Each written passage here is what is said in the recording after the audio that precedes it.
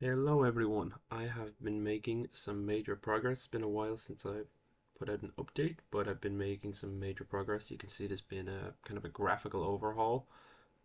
It's still not exactly where I want it to be, but things are looking a bit better. So the big change you'll see is that I now have a working map. This took me a lot of effort. Um, so these white squares are out of bounds. You can see when we go up to them, we don't even have the option to move out of them. So that is very, very nice. And we can move alongside the whole map, and we can't move off the side. Yeah, so another thing about it is the search area function has been, we don't have a whole cutscene thing now, it just kind of happens at the top. Um, it just doesn't break the gameplay loop as much, and eventually you will run out of things to find in a given area. Um, and then if you move, you can keep looking, but um, if you go if you go back to an area, you won't be able to find anything. Even if you go back to it, you'll still never find anything, no matter how hard you look. So there's now a limit to how much you can find. I really struggled to figure this out originally, but it actually wasn't too bad. I just used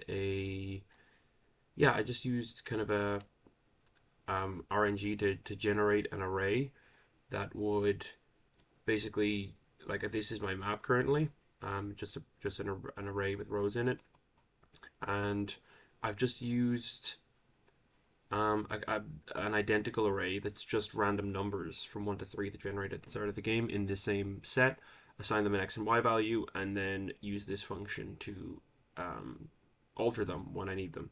So, yeah, I'm pretty happy with it.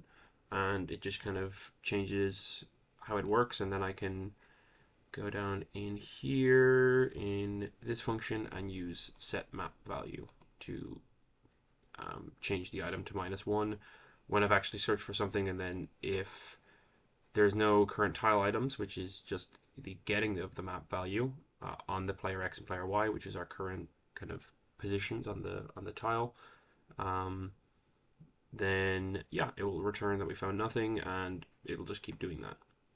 In terms of the map is literally just a tile set with a player that moves when I send a signal every time I move using the already existing movement functions, and I just send a signal that just moves them 32